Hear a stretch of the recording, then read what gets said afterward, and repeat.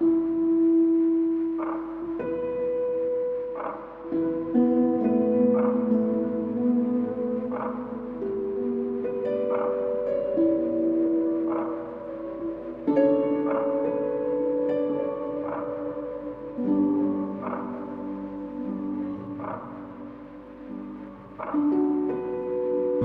shadow puppet, wayang kulit, is one of the famous wayang in Indonesia. These puppets are made from cow or buffalo leather. The wayang kulit show is so well known in central Java and Yogyakarta regions. The stories are usually from the Hindu epics, Ramayana and Mahabharata, or Islamic hero Amir Hamza. It is called the shadow puppets because the performance used the shadow cast on a screen made of white cotton and lamp.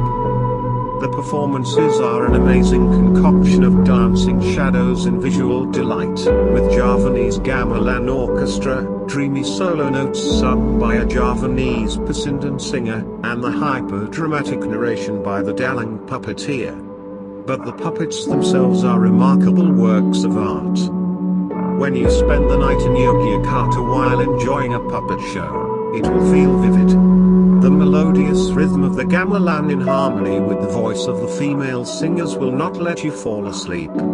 The story presented by the dalang as the puppeteer as well as the storyteller will bring you into being one of the characters in the story.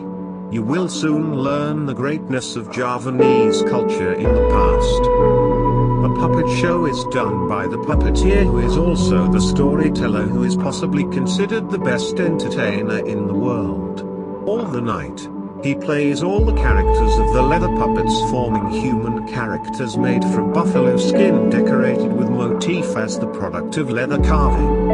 He has to change the voice character, switch the intonation, produce humor and even sing. In order to make the atmosphere vivid, the storyteller is assisted by musicians who play gamelan, the traditional Javanese music instruments, and the female singers called senden who sing Javanese songs. A marathon shadow puppet show takes place at Sri Sultan's Palace every second Saturday. This open-air theatre hosts shadow puppet plays from the evening until the next morning. The audience is free to sit anywhere at all, even backstage, to watch the puppeteers at work. Handmade puppets. Shadow puppets are an ancient Indonesian form of storytelling, consisting of wooden puppets maneuvered behind a shadow screen, with accompanying gamelan music. The puppet shops are almost as common as batik, and you can also find a puppet making demonstration in most of the shops. The process looks like it requires painstakingly steady patience. To make the handcrafted shadow puppets, the artist begins with a piece of buffalo skin. After it has cut to the desired shape, various sized chisels, which are recycled from old bicycle spokes, are used to engrain intricate and delicate patterns. On the bottom third of the puppet, near the feet, you'll find 4 different patterns that represent the 4 elements of nature: earth, wind, water, and fire. With their powers combined, they continue up to the middle portion of the puppet, where you would find the heart. Here the patterns change to resemble the rising and falling of human emotions.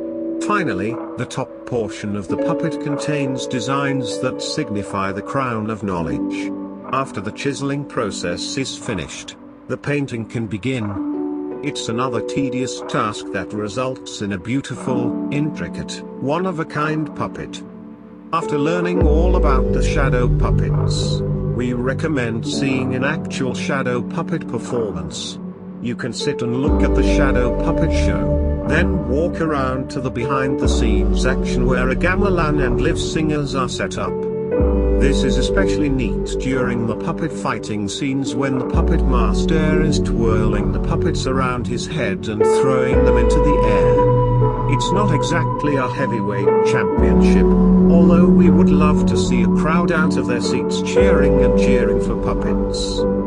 From the all-night shadow puppet performances to the bold and socially aware graffiti covering many a wall, Yogyakarta, the cultural and spiritual capital of Java, Indonesia, is above all a city of art and culture.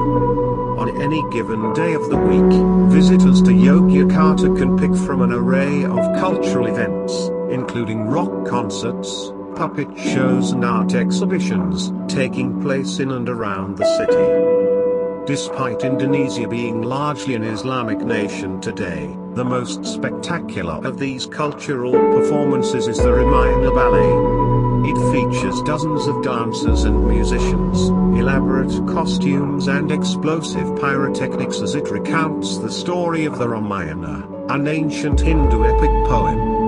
Although Ramayana ballets take place at a couple of venues in and around Yogyakarta, by far the most impressive is held in front of the 1,000-year-old Prambanan temples just outside Yogyakarta.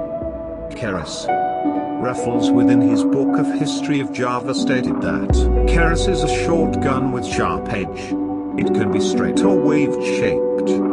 At the early of the 19th century, there were around 30 kinds of guns used by the Javanese knights. Nevertheless, Kris had got the highest interest among the Javanese society. The Kris is an asymmetrical dagger with distinctive blade patterning achieved through alternating laminations of iron and nickel cyanamine polymer. Krises are most strongly associated with the culture of Indonesia. The Kris is famous for its distinctive wavy blade, although many have straight blades as well. Kris is also a symbol of power and of ethnic pride, and in most communities making up the Malay archipelago. Kris have been produced in many regions of Indonesia for centuries, but nowhere, although the island of Bali comes close, is the Kris so embedded in a mutually connected whole of ritual prescriptions and acts, ceremonies, mythical backgrounds and epic poetry as in central Java. A Kris can be divided into three parts: blade mean bila or wila, hilt mean hulu, and sheath mean warangka.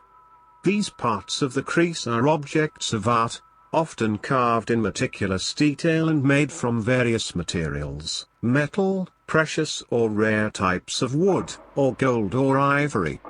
A Kris's aesthetic value covers the dapper mean the form and design of the blade, with around 60 variants. The payma mean the pattern of metal alloy decoration on the blade, with around 250 variants, and tang referring to the age and origin of a Kris. Depending on the quality and historical value of the Kris, it can fetch thousands of dollars or more. Both a weapon and spiritual object, Kris are often considered to have an essence or presence, considered to possess magical powers, with some blades possessing good luck and others possessing bad. Kris are used for display, as talismans with magical powers, weapons, a sanctified heirloom mean pusaka, auxiliary equipment for court soldiers, an accessory for ceremonial dress, an indicator of social status, a symbol of heroism, etc. Legendary Kris that possess supernatural power and extraordinary ability were mentioned in traditional folk tales, such as those of Impu Gandring, Taming Sari, and Satunkoba. In 2005, UNESCO gave the title Masterpiece of the Oral and Intangible Heritage of Humanity to the Kris of Indonesia. This weapon was also featured in the American bladesmithing competition, Forged in Fire. However, Raffles, 1817, study of the Kandisaku states that the Kris recognized today came into existence around 1361 AD in the kingdom of Majapahit, East Java. The scene in bas-relief of Saku Temple in central Java, dated from 15th century Majapahit era, shows the workshop of a Javanese Kris blacksmith.